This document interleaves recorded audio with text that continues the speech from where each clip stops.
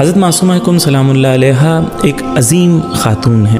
روایت میں ہے ایک امام سے نہیں 3 اماموں سے روایت ہے کہ جس نے بھی حضرت فاطمہ کی زیارت کی اس پر جنت واجب ہے.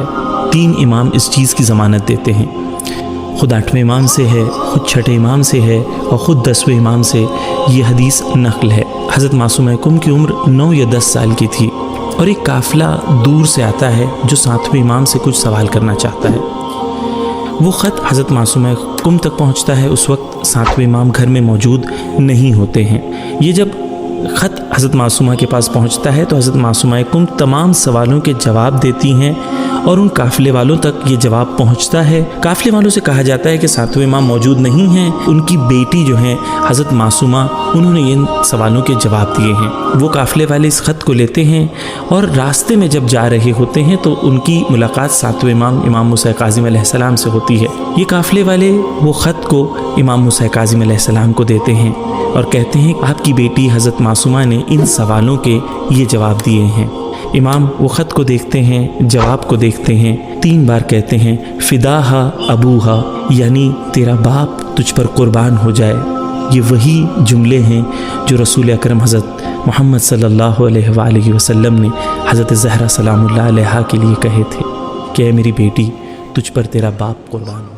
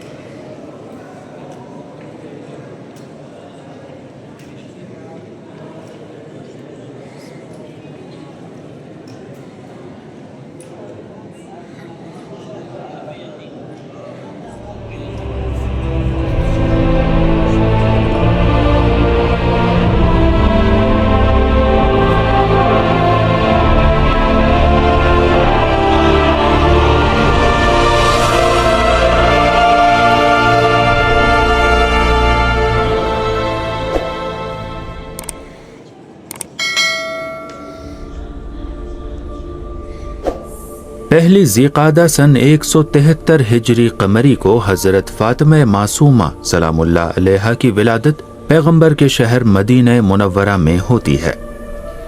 جناب نجمہ خاتون آپ کی اور امام رضا علیہ السلام کی والدہ ہیں. طاہرہ، حمیدہ، رشیدہ، تقیہ، نقیہ، رضیہ، مرضیہ، سیدہ اور اخت الرضا آپ کے القاب ہیں، جن میں سے معروف القاب معصومہ اور کریم اہل بیت ہیں. علم و تقوی کے لحاظ سے آپ اعلیٰ مقام پر فائز تھیں. آپ کی علمی منزلت کا اندازہ اسی بات سے لگایا جا سکتا ہے کہ ایک دفعہ اہل تشیع کے کچھ افراد مدینے میں داخل ہوئے جو امام کاظم علیہ السلام سے کچھ سوالات کے جواب دریافت کرنا چاہتے تھے، لیکن امام علیہ السلام کسی سفر پر گئے ہوئے تھے. حضرت فاطمہ معصومہ سلام اللہ علیہا نے ان سوالات کے جواب لکھ کر ان تک پہنچا دیے. وہ جواب لے کر مدینے سے باہر نکلے کہ راستے میں امام علیہ السلام سے ملاقات ہوئی. جب امام علیہ السلام نے ان کے سوالات اور حضرت معصومہ علیہ السلام کے جوابات کو ملاحظہ فرمایا تو 3 بار کہا تمہارا باپ تم پر قربان ہو جائے۔ سن 196 ہجری قمری یعنی امام رضا علیہ السلام کو مرو جلا وطن کیے جانے کے 1 سال بعد حضرت معصومہ علیہ السلام امام موسیٰ کاظم علیہ السلام کے بعض بیٹوں اور اہل بیت کے ہمراہ ایک لمبے اور تھکا دینے والے سفر یعنی مرو جانے کا ارادہ کرتی ہیں۔ فاطمی چراغ کو گل کرنے کے ارادے سے بنی عباس کے کارندے ڈاکوؤں کے لباس میں حضرت کے قافلے پر حملہ کرتے ہیں اور ان کے ساتھ موجود بہت سے مردوں کو شہید کر دیتے ہیں، اور بعض روایات کی بنا پر حضرت فاطمہ معصومہ علیہ السلام کو بھی مسموم کرتے ہیں۔ اس کے بعد آپ قافلے والوں سے فرماتی ہیں کہ انہیں قم لے جایا جائے۔ جب یہ خبر شیعیان اشعری کو ملتی ہے تو آل سعد بھی اشعریوں کے ساتھ حضرت معصومہ کے استقبال کے لیے شہر ساوا کا رخ کرتے ہیں۔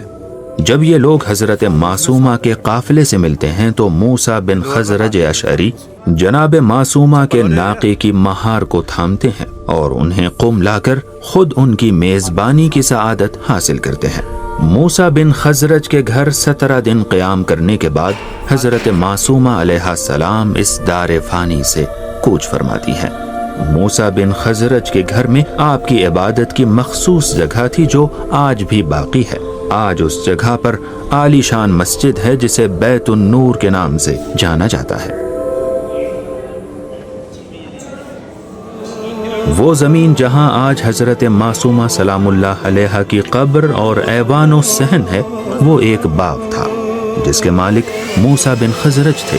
حضرت معصومہ علیہ السلام کی وفات کے بعد آپ کے جنازے کو اسی جگہ پر سپرد خاک کیا جاتا ہے۔ اس کے بعد موسیٰ بن خزرج آپ کی قبر مطہر پر کھجور کے پتوں اور لکڑی سے چھت اور سائبان تعمیر کراتے ہیں، یہاں تک کہ امام محمد تقی علیہ السلام کی بیٹی زینب قم تشریف لاتی ہیں اور آپ کی قبر مطہر پر اینٹ، پتھر اور کچی مٹی سے مستطیل نما ایک گنبد تعمیر کراتی ہیں۔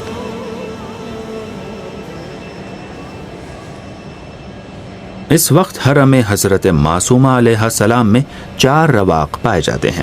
رواق بالا سر جو مسجد بالا سر سے لے کر ذریح مطہر تک پھیلا ہوا ہے اور جسے آئینہ کاری کے ذریعے نہایت خوبصورت انداز میں سجایا گیا ہے۔ رواق دار الحفاظ، یہ رواق ایوان طلا سے ذریح مطہر تک پھیلا ہوا ہے۔ یہ رواق زنانہ حصہ ہے جو بی بی کے پائنتی میں واقع ہے۔ رواق پیش رو جو مسجد طباطبائی سے ذریح مطہر تک پھیلا ہوا ہے۔ معصومہ قم کے روضہ اقدس میں 3 صحن موجود ہیں۔ صحن نو جسے صحن عتابکی بھی کہا جاتا ہے، صحن عتیق ایوان طلا صحن عتیق کے مشہور ترین ایوان میں سے ہے جسے شاہ بیگم نے تعمیر کرایا اور جس پر 1249 ہجری مطابق 1833 عیسوی میں فتح علی شاہ نے سونے کا ملمہ کرایا۔ ان ایوانات میں مختلف قسم کے اسلامی ہنر کی تزئین کی گئی ہے، جیسے مقرنس کاری، گچبری اور آئینہ کاری، اور ان میں خط کوفی، خط نسخ اور خط سلس میں نفیس کتیبے موجود ہیں۔ ایوان طلا کی لمبائی 9 میٹر، اس کی چوڑائی 6 میٹر اور اس کی اونچائی 14.80 میٹر ہے۔ حضرت معصومہ علیہ السلام کے روضہ اقدس میں بہت سے مراجع اعظام اور علماء اخلاق بھی مدفون ہیں جن کی زیارت یقیناً روح کی شادابی اور ترقی کا سبب ہے، جیسے آیت اللہ العظمی حاج شیخ عبد الکریم حائری یزدی، حوض علمیہ قم کے بانی، آیت اللہ العظمی سید بروجردی، عالم تشیع کے مرجع بزرگ اور مسجد اعظم کے بانی، آیت اللہ العظمی شیخ محمد علی عراقی، مرجع تقلید، آیت اللہ العظمی محمد تقی بہجت فومنی، مرجع تقلید، آیت اللہ شہید مرتضی مطہری، ممتاز دانشور۔